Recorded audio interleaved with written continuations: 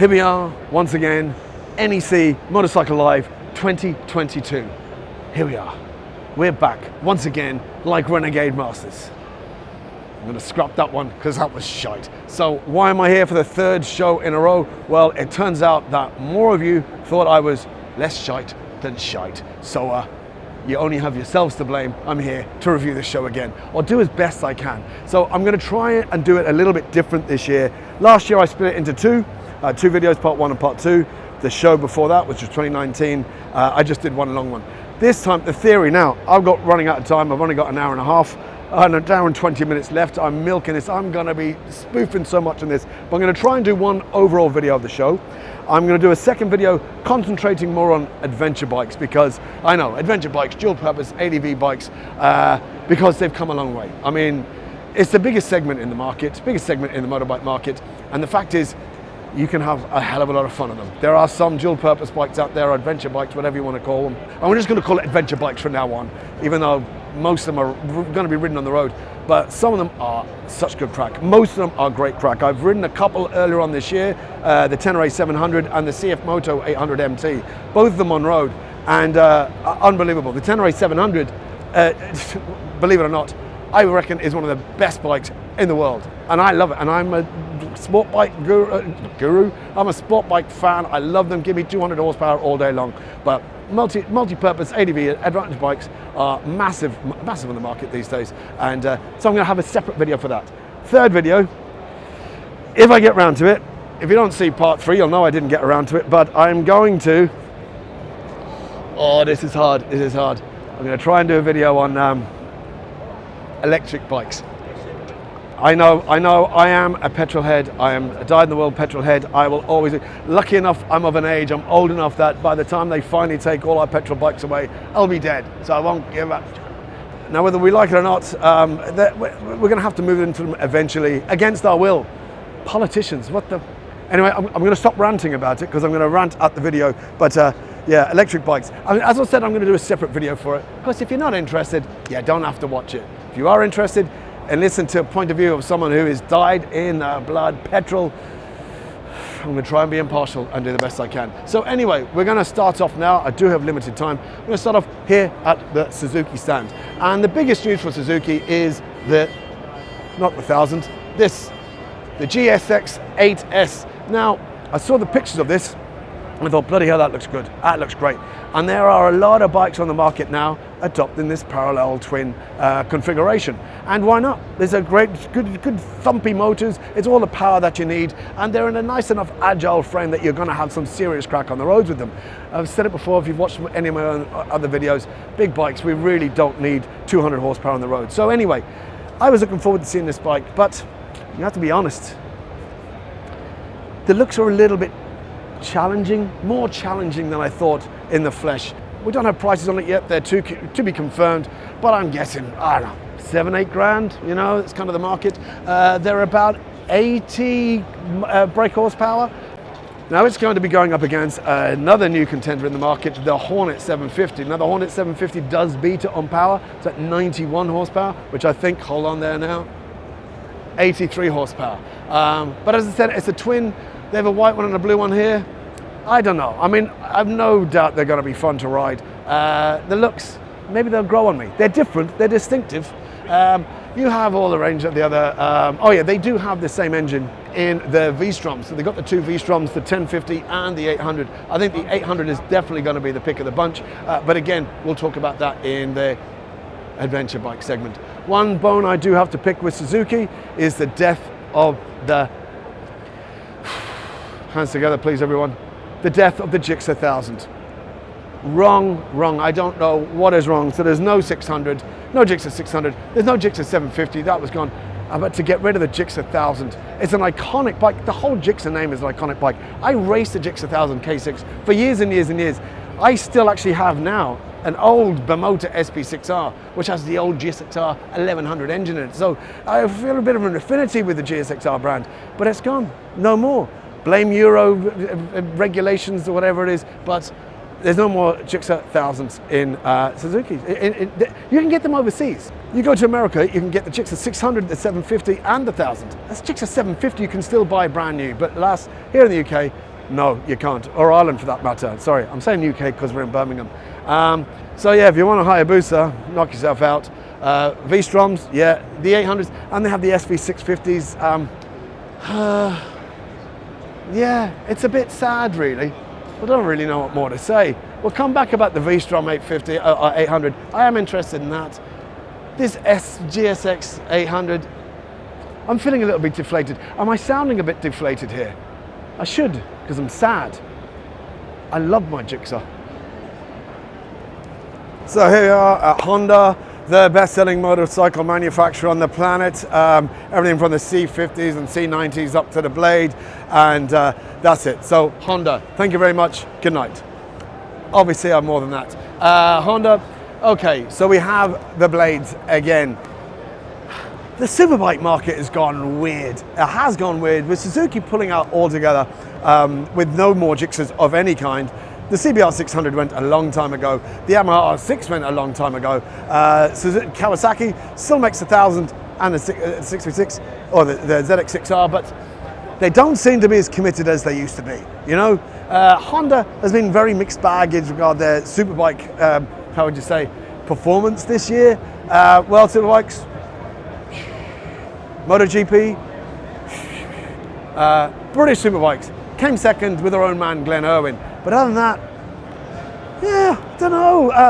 Do great on the roads. I mean, no, actually, no, they don't. They're not even doing that great on the roads either. BMW's doing great on the roads. So I don't know. Honda, you're either a Honda man or a Honda woman. Sorry, a Honda person, Honda gender neutral individual. Oh, you're not. And if you are, nothing else is going to come in the way of a Honda. I've had Honda since I was going to say since I was a nipper. But my first bike was a Honda. My first big bike. I've had everything from CBX 750s to CBR 600s to VFR 750s. I actually still have a Honda VTR 1000 Firestorm, which I bought brand new in '98, and I still have it. Hasn't been ridden in a while, worth feck all, but I still have it anyway. So what more do we have to say here? Well, the biggest news from Honda is the Hornet, the new Hornet. I had to think there for a second. The new Hornet 750. It has about 91 horsepower. It's not a bad looking bike. It's actually a good looking bike. There's a lot of this mid-range naked bikes now. It seems to be on trend now. Everyone seems to be we're no getting the midweight superbike or super sport class is gone. So everyone's on parallel twins from 600 to 700 or 750cc. 6 to 800, no, sorry, I'm correcting myself. Up to 800cc if you're talking about the Suzuki. I don't know why I'm pointing over there. That is the Suzuki stand. You know I'm professional. You know I script all this beforehand. Can you tell? You can tell that. So the Hornet 750 is a great looking bike, and they're using that engine in the Transalp 750, which, as you'll see, I'll talk about in the adventure bike segment. But other than that, Honda's Honda. The blades haven't really changed. They're still a fair bit of money as well. The SP over there, or the anniversary, it's the 30th anniversary. 30th anniversary? I remember the 30th anniversary being unveiled last year, and I thought they were supposed to be limited edition. Have they not sold them all yet? Something you're trying to tell us there, Honda. But it's 24 sterling. It's a fair amount of money, and I don't know, a lot of us, we're still led by our egos, and if you're going to spend 24,000, there's a lot of bikes for similar money which have a bit more cachet, should I say. I mean, elephant in the room is the BMW S1000RR, and we'll have a look at that in a minute. It's very hard to move past that with its carbon wheels and go for a Fireblade. But anyway, as I said, if you're going for a blade, nothing else will do. I like the Hornet. The Hornet looks a great looking bike. Seems a cracking price. Is it $7,000? I think I saw it around $6,995. I think that's a fantastic price. I honestly think that is a brilliant, brilliant price for what is a great bike for 91 horsepower, which looks great as well. So other than that, so what more do you want me to say? There's CRFs. Oh yeah, the gold rings. I tried to, there was no getting into the gold ring section. I tried to put the camera above, but yeah, these lads were older than my dad. My dad's dead, so yeah, I left there sharpish. They were going to hit me with their walking sticks or their Zimmer frames or something like that. Sorry, gold ring riders, but you are ancient. Dislike, thumbs down, thumbs down. Actually, what do I care? Anyone who rides a gold ring isn't going to be on the fucking internet. Screw them. So Royal Enfield, if you have heard me or watched any of my previous videos from the last two shows, you'll know I'm a massive fan of Royal Enfield, even though I've never ridden one. But that's about to change, because all goes to plan. In 2 weeks' time, I'll be riding a GT650, I think it's the GT650 Continental in Lanzarote. Yes, that's the plan. So hopefully I'm finally going to have a video review of Royal Enfield. I love them, I love the style. This stand every year is just getting bigger and bigger. The personalization available for these bikes. I mean, you're open to your own imagination of how people are customizing their own bikes, and Royal Enfield is embracing it. There are so many more new models here. You have the Royal Enfield, the Scrambler 450s, the Meteor 300s, or 350s, and this is the Super Meteor 650. This isn't released yet, and there is no price. This will be the most expensive Royal Enfield that they make. It looks fantastic. Just the craftsmanship, the quality. Sorry, the quality every year just seems to be tighter and tighter for a bike that, you know, is made in India. Well, dismiss that at your own peril, because these bikes look great. They look fantastically well built. This looks amazing. It's going to be the most expensive one out there, Royal Enfield they make. But even saying that, it's still only going to be in around £7,500. That's inside information. Seriously. So there's still a bargain, not bargain, but it's a bargain price, not bargain basement, it's a bargain price. I really love them. I love the style. I love the image of it. These are bikes that you just know on a good sunny day, not having to worry about getting your knee down or hitting apexes and getting a speeding ticket or hitting a sheep. You're going to enjoy yourself on one of these. So hopefully in 2 weeks' time, I'll be riding one. So in about 3 weeks, 3-4 weeks, hopefully I'll upload a video of me actually finally road testing a Royal Enfield. But you've seen my last two video reviews, show reviews on the NEC, on this Motorcycle Live, and every time I come to Royal Enfield, I love it. So I'm slobbering on. I am rushing on here. I am aware of that. I've 50 minutes to go, and I still have so many more bikes to talk about. I was going to say shite to talk. I'm gone. I'm done. Royal Enfield. Give them a ride. Give them a look. Why not? They look fantastic. So CCM, once again, if you've seen any of my previous videos on the NEC Motorcycle Live Show, you know I have an awful lot of time for these bikes. They look superb. The engineering on it, just the attention to detail, it's beautiful craftsmanship, and I'm a massive fan. If you don't know the brand, CCM, they seem to have kind of a standard frame and engine. It's their own engine, 650cc engine.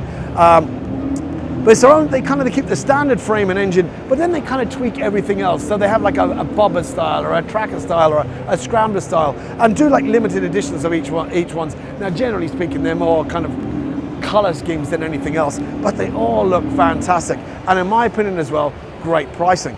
They're starting off in around £10,000. Now you can hit the accessories page and start adding on to that. Start taping up your exhaust, or start putting bags on, and watch the bill get even higher. But even starting at that price, they're fantastic. Now there is a titanium version there, which is £30,000. Okay, sorry, I lie. £29,990. That's a serious amount of welly, and probably for the connoisseur of CCMs. It's all titanium frame, it just looks divine. But other than that, that's it. Oh, and one thing, and I know this for a fact, is that they just don't depreciate. They retain so much of their value, because earlier on this year, I generally did start looking into getting one. So I went on, you go on the usual websites, more than one apply, and the cheapest I could find second-hand was still around £8,500 sterling for one that was 3 years old. So they're dropping absolutely nothing. And why should they? Because they're fantastic looking bikes. So they're a great investment. You know, you're not going to lose much bugger all money on it. Spec it wisely. You're going to have lots of fun miles. I'm talking gibberish. I am really running out of time here. And again, as you know, there's no script. I'm making this up as I go along. CCMs, fantastic. I love them. Go have a look at them. Oh yeah, that was another reason why I didn't even price them new, but they have, as far as servicing is concerned, they actually can be corrected. I'm willing to admit if I'm wrong, but from what I gather, they actually send out a mechanic to you. They'll service it at your place of work, place where you live, etc. which doesn't do me much good living in Ireland because they don't have a dealership in Ireland. So I'm sure maybe they have a solution for it. I don't know. I didn't speak to anyone about it. So, you know, maybe I should have found out that information beforehand, because they may well have an Irish mechanic resident ready to do that. It just proves I'm talking out me hole. Sorry, CCMs, I love them. I'm going to jog on. Good luck now. So Kawasaki, what can I say about Kawasaki? We have the ZX-10R. No RR here this year. Not doing too great anymore. They're kind of slipping down since Johnny Ray. 2 years in a row now, he hasn't won it. Lost out to Toprak last year, lost out to Batista this year, so lost out to Yamaha last year and Ducati this year. And where else? Well, they're not in MotoGP. And BSB, I think they may have come fourth. Who was it? Came Rory Skinner? I could well be mistaken on that one. Who was riding a Kawasaki and came fourth place in the BSB. I'm open to correction on that.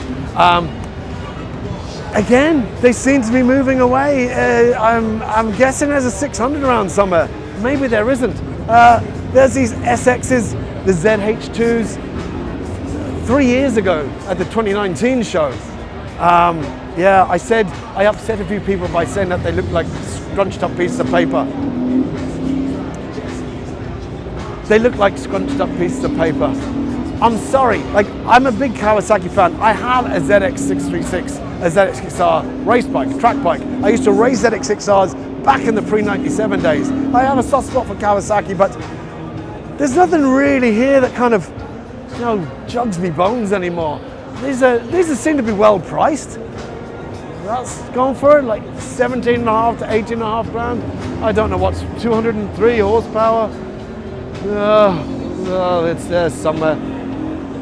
You can sense the enthusiasm draining from my maximum power.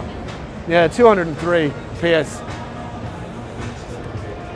They have EV bikes. They're bringing them out, electric bikes. The retro bikes look great. What else is there? Supercharged bikes. They're mad supercharged bikes. They're still here and they're mad. And if you're into bimotors, although there's no bimotor stand here, Kawasaki now owns 49% of bimotor, and they're two mad bikes. They have the KB X, I don't know what the number is, the KB, that has the SX engine in it. Oh no, that has the H2R engine in it. I'm really milking this now, aren't I? And the Tezzy 1D, I think, that has the one that, you know, they look interesting in Kawasaki, really do. I don't know. Kawasaki, we'll look at the Versus bikes and the adventure bike video segment. They're off-road bikes. And I'm losing time here. I'm sorry. Kawasaki, if you're into them, you're into them. They're still green and go fast. Anything supercharged is all good. Bye now. So BSA, they were unveiled here last year for the first time. Now they had no prices on them last year. They're very interesting looking bikes. They're good looking bikes. Now I'm going to be wrong here, I'm going to be mistaken here. Hold on 1 second, sorry mate. BSA, made in India or China? India. India, thank you very much. Thank you very much. I'll fire away. So there you go, made in India. Designed in England by 29-year-old. By 29-year-old. There's two lads in Australia as well. A 29-year-old called Alex, and a kind of like a fabricator called Jordan, 27. They built that in 3 months. 27, fantastic. Concept bike. Excellent, thank you very much. So there you have it, it's a great bit of inside information there. So this is kind of a concept bike. The man said they're from their factory, a 27-year-old and a 29-year-old, their designer and fabricator. Looks amazing. There's no prices on it yet. Like I said, so they're made in India. We knew last year they had no prices on it, and it was hard to kind of make a guess. I kind of, trying to hedge my bets here, it kind of, looking at it, feeling it, you kind of knew it was, they were well built, it looked decent, you know, paintwork looked good, but there was certain, you knew that the componentry wasn't high spec. So it was kind of hard to make a guess of what sort of a price, because I thought, okay, if you're comparing it to like a Royal Enfield or something like that, you're thinking maybe 6-7 grand. But like with BSA, are they going to try and milk the name? And you know, could it be around 9-10? So I did say If I thought it was going to be any more than 995, I'd be very surprised. Well, I did them an injustice because they're starting off at around 7 grand. 6.8 plus £300 on the road costs, what they're saying. It's about 7,100, which is great. They're a 650 twin, making about 44, 45 horsepower. It's more than enough for these types of bikes. I mean, I have an old Triumph 650, 1971 Triumph Bonneville, and I love riding that bike. It's a 650, and it also makes about 44 horsepower, so a lot of progress in 50 years. But it's a different way of riding. Again, it's like the Royal Enfield, which I mentioned earlier. It's a car you don't have to stress about trying to set lap times. It's the sun is out, open face helmet, you know, just get out and enjoy yourself. So great pricing, fair play to your BSA. You've nailed it on the pricing. This looks fantastic. The other bikes look great. A lot of customization again, the same with the Royal Enfield. And I am really enjoying this market. Don't get me wrong, I love my 200 horsepower sport bikes, super bikes. I just can't get out of it yet. I still think I'm young enough to put my leg over one. So while I'm still young enough to put my leg over one, I'm still going to ride them. But I do appreciate these bikes as well. You don't need to ride like a hooligan every single day of the week. So yeah, BSA, fair play, lovely looking bikes and a great price. In my opinion, great price. Love to drive one of these or ride one of these in the new year. Got to see if they have any dealers in Ireland. Here we are on the Yamaha stand. I'm really stressing for time here now, so I'm sorry that this video is a lot more rushed than the last two, but I'm trying to get as much in as I can. So we're here at Yamaha with the R1M. Looks gorgeous, absolutely gorgeous. They've had this out a little while now, and it still looks stunning in my eyes. There's very little very little to compete with it. The S1000 RR and the Panigale, I suppose, of the Japanese bikes, to me, is by far and away the best. They're all about 200 and something horsepower. Don't be looking up my arse now. 200 horsepower. This is the R1M, and it is in and around 24.5 grand. It's a lot of money if you're still under the, you know, that Japanese bikes seem to be, or have to be, cheaper than their European equivalents. Well, you know, that's gone out of the way a long time ago. The Blade SP, the Kawasaki ZX-10RR, they're all, I'll say no more about the Suzuki, but this is worth every penny in it. And they are still nailing it in the race series. So in MotoGP, okay, second this year in, you know, thanks to Ducati, but Top Rack won it last year. British Superbikes, Bradley Ray, fantastic performance. And what else am I talking about? MotoGP, second again? Hold on a second, I'm getting a mind fart here. I'd have time to, I would press pause, go look it up and kind of say, oh yeah, and then come back and say, oh yeah, you know, Yamaha came second in the MotoGP behind Ducati. Maybe they did, I don't know. I'm really spoofing this, more saliva. I'm really spoofing it, but they're still on the world stage. They can still cut it on the sports bikes. We have R3, the R7. R7 is a very interesting bike, again with that parallel twin, the same engine that's in the Tenere 700, and I rode the Tenere 700 earlier on this year, and it's a lovely engine. We'll talk about that when I'm talking about the adventure bikes. But everyone raves about it, all the reviews rave about the R7, that okay, it's only got 70 horsepower, it's not going to be enough to pull the skin of a rice pudding, but I don't know, on the twisty enough circuit, the twisty enough roads, that's more than, it certainly wasn't underpowered in the Tenere 700. I certainly wasn't hounding for more power. So it's a great engine. I'd love to see it in the R7. Other than that, you have all the, you know, the MTs, they're big on the MTs. I know there's more bikes, they're retro bikes. There's the Yamaha Nikon, less said about that, the better. I know I'm missing out, but I'm running out of time. I'm sorry, this is the most rushed. This is probably the worst review of the NEC bike show you'll have seen yet on YouTube. I should give this shite up. Maybe I won't be back for 2023. Right, good luck now. Yamaha, bye-bye. Okay, so here we are on the Ducati stand. As anyone who knows me knows, I am a bit of a Ducati fanboy. I've had Ducatis for over 20 years now. So yeah, you're going to expect me to say nothing but lovely things about these bikes. And well, you are and you aren't. So, okay, we have the Street Fighter V4S. Now, when these came out, I thought they were revolting. I thought the wings were excessive, but in this color, it looks damn good. This is £23,000 and 208 horsepower. A lot of horsepower. This is the V2 in green. I've never seen this color before in a Ducati. It's about 16 grand. It's all the bike you're ever going to need on the road. You don't need over 200 horsepower, and you've heard me say that before. That bad boy up there is the Lamborghini version. STO, it's a collaboration. Well, they're all owned by the same company. They're all sold out. It's £56,000. £56,000. But regardless, it's all sold out. We have the V4S over there. V4S, we all know about it. It's not the V4S that we care about though, because we know which one we're more interested about. V4S came out last year. It's 200 and something horsepower. It's about 27 grand. It's kicking ass in all the bike tests, in all the group tests. But the one that we got all the headlines for the 240 horsepower bike. 240. Well, that 240 does not come cheap because it's coming in at 39,000. But hold on a second here. That 39,000 pounds does not give you the full shebang, the full 240. You only get a measly 217. Everyone makes 217 horsepower. Now, if you to get the full 240, you need to spend another £6,500 sterling on the Akrapovic exhaust system. And then there's another little map, and I think there's a different type of oil or something like that, but then that gets you up to the full 240.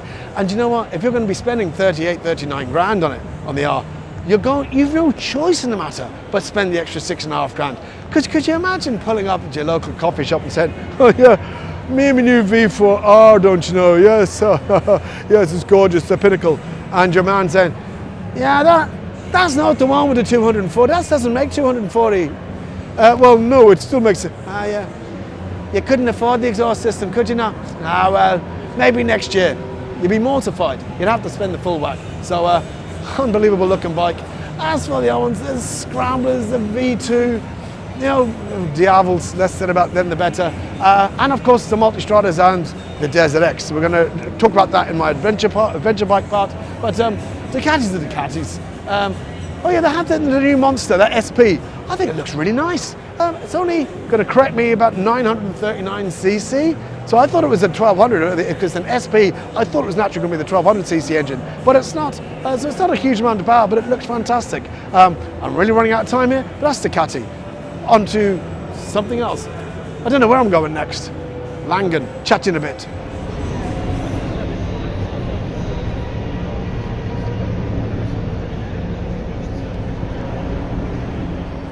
Okay, KTM, I'm going to have to really keep this quick because they're after signaling the 5 minutes, and that's it. This has been the worst. I am so sorry. KTM, you know I'm a big fan of KTM. Earlier on this year, I actually went out and bought a KTM Super Duke 990 just for the sheer crack of it. There's nothing really, extra from last year. They have the new 8C.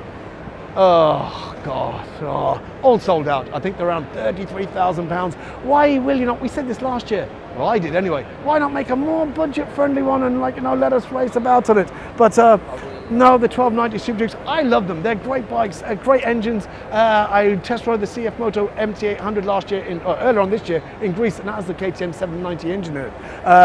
Fun enough, in January, this January, next in a couple of months, hopefully, all going to plan, I'll be test riding a KTM 1290 GT, Adventure GT in Tenerife. Hopefully. They're great bikes. I love them. I'm running out of time. I'm so sorry. This is the worst review video yet. I understand that, but I'll put some lovely background footage. I just can't really talk anything. I might do you know what? I might do some, voiceover. That's it. Yeah, if there's voiceover going, you realise I have just been kicked out. So KTM, fantastic. And thank you so much there, Gary. You're doing a sterling job there. Absolutely fantastic. Well done. Anyway, you feckin' idiot. So KTM's, I've already spoken about the 8C, that gorgeous bike. I'm not going to speak about it again. But as far as the road bikes are concerned, they're as bad as Triumph and BMW, nearly as bad as Triumph and BMW. So KTM is trying to fill every feckin' niche going. So the road bikes, you have the 390 Duke, the 790 Duke, the 890 Duke, the 890 Duke R, the 890 Duke GP, the 1290 Super Duke R, the 1290 Super Duke R Evo, and the 1290 Super Duke RR. Sweet divine Jesus, and they range from £5,149 for the 390 all the way up to £21,499 for the 1290 Super Duke RR. That's if you can get one, because they're all feckin' sold out. And if you are getting a Super Duke R or R Evo or RR, then you're going to have to spend the more money on the Akrapovic exhaust system. Now, a mate of mine, Johnny, has one. He has a Super Duke R and he has an Evo on the way. And he has the exhaust system on it. And oh, mother. It is one of the most gorgeous exhaust systems I've ever seen on any bike ever in my life. It's absolutely stunning, and he's getting it transferred onto the Evo. But it's an awesome, awesome bike. It is a track bike. It's a track bike without a fairing. I don't understand why KTM will not put fairings. Make a proper race bikes. I mean, you won the Moto2 World Championship last year. Brad Binder came 6th in the Riders MotoGP. KTM, you came 4th in the Constructors' Championship in the MotoGP, and you weren't that far behind Yamaha or Aprilia. So why don't you just get a KTM? Not the feckin' stunning, the RC8, the 34 grand one. Just stick some fairings on the 890 Duke R. There you go, and be happy in that, and we'll be grand. Right, I'm talking gibberish. Anyway, that's the voiceover because I'm an ass. And I told you this was probably the worst review video of this show, and I wasn't lying. So keep it country, take it easy. Love you loads. Bye-bye. Okay, we're on the Triumph stand, and if you know me, you also know I am a bit of a Triumph fanboy. I currently have 2, used to have 3, had to get rid of my 675 race bike. Anyway, I'm running out of time. 765, stunning, stunning, stunning. Now they have the new 765Rs, or the RSs. I'm gonna have to come back to that because I'm running out of time. And they are basically the bikes that's running in the super sport category, you know, where they've increased the engine size, where they have the V2s and the 765s, but they're unfaired. Stick a fairing on it. Just stick a fairing on it, Triumph. You've basically just got a track bike without a fairing on it. So stick a fairing on it. We'll pay the extra money. They're glorious. The Speed Triple RSs, 765 RSs. I'm going to do voiceover again. I'm going to pull up my jeans, and this time I'm just going to go to the background footage and do a voiceover. So yes, thank you, Gary, once again for that great introduction, for a great job. You really are excelling at this work. Okay, listen, I'm going to make it kind of quickish. Going back to the street triples, the 765s, you have the R, the RS, and this new Moto 2 Special Edition. They're only making 765 of them. They're starting off at around £9,500 for the R, and that's with 118 horsepower. Going up to the RS, which is 11.3 with 128 horsepower, and the Moto 2 Special Edition then, which is 13.8. So basically, they're asking you for £1,500 over and above the RS for Ollins front and some carbon bits and a paint job. Yeah, if it was me, I don't know, 1,500 quid is an awful lot of money. I'd stick with the RS. It's the same engine, and the Showa big piston forks ain't bad. Other bikes that we have there, the Speed Triple, the Speed Triple 1200 RS, it's around 15.5 grand, and the Speed Triple 1200 RR with that kind of bikini fairing, it's coming in just under 18,000. They do have a James Bond Special Edition of this. I think it costs £245,000. Or some shit like that. I have no idea how much they are, but it doesn't matter because they're all sold out, so we don't have to care about that. Now the RR, if you followed, I think it's Michael Mann from Motorcycle News, he had one of these as a long-termer and didn't like it. Didn't like the RR. That's kind of upsetting for me because, you know, as I said before, I am a Triumph fanboy. If you watch my video from last year, you'll know that I was a bit, I wasn't overly enamored about the looks anyway. But there's kind of a mixed long-term ownership on that. Other than that, you have the modern classic range. Everything from the Bonnevilles to the Bobbers, the Speedmaster to the Scramblers, and the Speed Twins to the Thruxton RS. Now, the Thruxton RS, I think, is absolutely gorgeous. Love it, love it, love it. It's around £13,500. Effing gorgeous. I'd be very, very, I could find any amount of reasons to go for one of them. And I also think the Bobber in black, black Bobber, looks kick-ass as well. And then obviously the Rocket 3. For those, the Rocket 3, it should be committed. It's nuts. It has no place on these roads. And I feckin' desperately want one. unreal. I think that's, the Trident 660. 7,700, I think, £7,700. This is obviously going to have some competition coming out now with the Honda's new Hornet 750 and the Suzuki GSX 8S.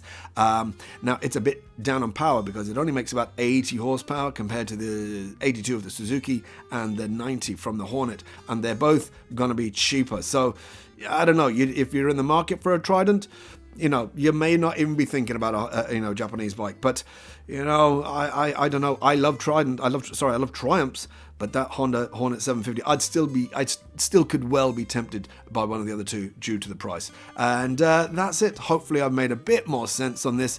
I shall jog on to wherever the hell it is I'm going next. I don't even know. Even though I'm sitting here on my couch talking into a microphone, I'm still winging it. Take it easy. Good luck now. Probably my bike of the show, coming from a Ducati man. BMW have just baited it out of the park. This is stunning. £36,000 for this. If you're asking me, worth every penny. Oh my God, I don't think I've seen a bike with more carbon than this. 212 horsepower, carbon everything. Just, I want to lick it. And this, the M1000R, 25 grand I think on that. And for a naked bike, that's stunning. I actually don't even mind the wings on it. It's gorgeous, absolutely gorgeous. BMW have been nailing it with their S1000RRs anyway. When they renewed it in 2019 with the carbon wheels, and I think at the time it was like £90,500. They just nailed it, absolutely nailed it, and and they still have them. I mean, it's still cheap as chips. The Sport is over there. They're still, for what you're getting, is still incredible pricing. They don't seem to be doing it great on the racing circuit. World Superbike and British Superbikes, they don't seem to be anywhere. Although Automan TT, the main man, Peter Hickman, is all-time world records. Well, beating records left, right, and centre. But stunning. Oh my God, I know the show is over. They've already called it. I don't care. I love this bike. Oh. Yes, and thanks once again, Gary, for that beautiful introduction there to nothing. Is anyone still listening to this? Anyone still watching? Yeah? Feckin' Egypt, have you got no lives? Right, listen, okay, I'm going to make this kind of quickie. So what I should have been talking about a bit more is the standard S1000RR. That sounds like a bit stupid saying standard, but I suppose next to the M1000, I think anything is standard. So the S1000RR is starting off at £17,150 with about 210 horsepower. That, to me, is a ridiculous price. That is such a deal. I don't know how, when you compare what else is out there, especially, and I hate saying this because I know it's going to upset a few people, the Japanese manufacturers, that's so much bike for the money.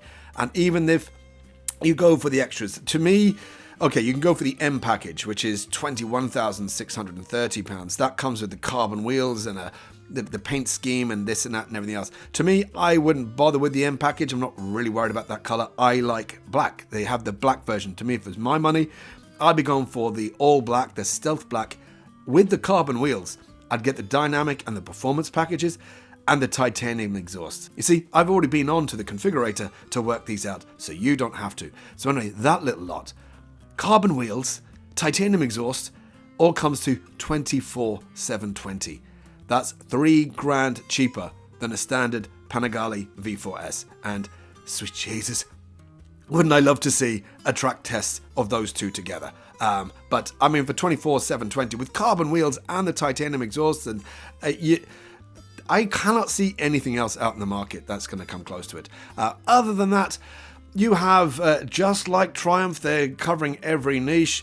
You have all their, what they call cruisers, the R90s, and a whole heap of the R18s. And I tell you what, you look at that feckin' R18 transcontinental monster, I don't even know what to call it, behemoth monstrosity.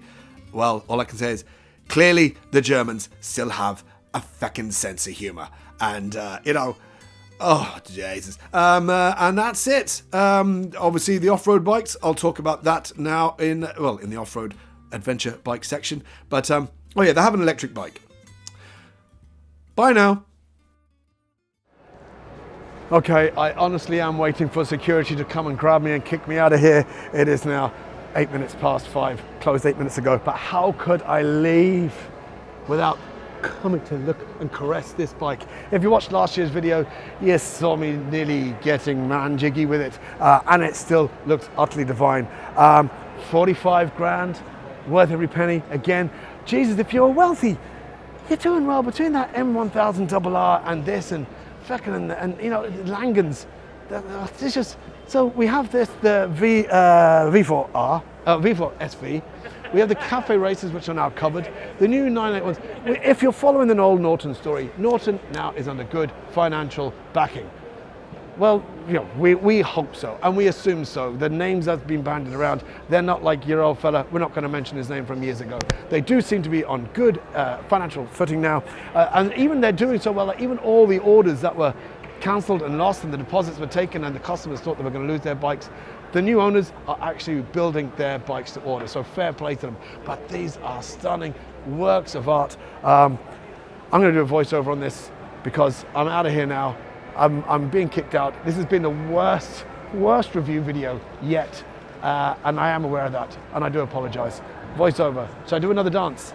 I'm fading out now. I'm moonwalking out of shot. I'm moonwalking out of shot. I'm moonwalking out of shot. So they're bread and butter bikes, for want of a better term. God, it sounds wrong, but you know what I mean. Is the Commando, the 961, the SP, and the 961 CR. Fundamentally, the only differences between the two is the handlebars. Yeah, I kid you not. I think I'm 99% sure it's just a difference in handlebars.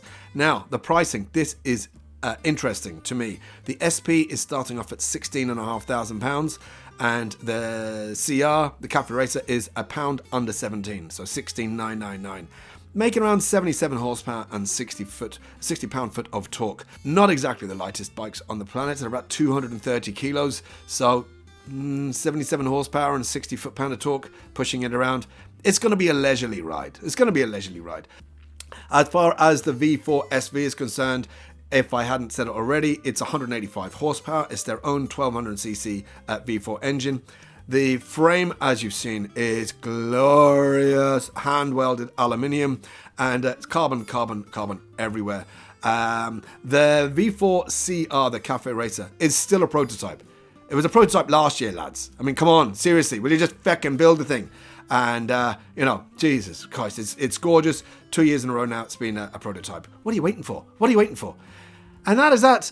Norton has, apparently they've got plans on hitting every segment of the market as time goes on. But, you know, as long as TVS keeps pumping in the moolah, that's all that matters. You know, we want to see more Nortons coming on stream, and we'll not mention that feckin' Ghana bloke name ever again. No, never. That's it. He's done. He's history. Good luck. So, I'm out of here. Good luck now. Bye-bye. Take it easy.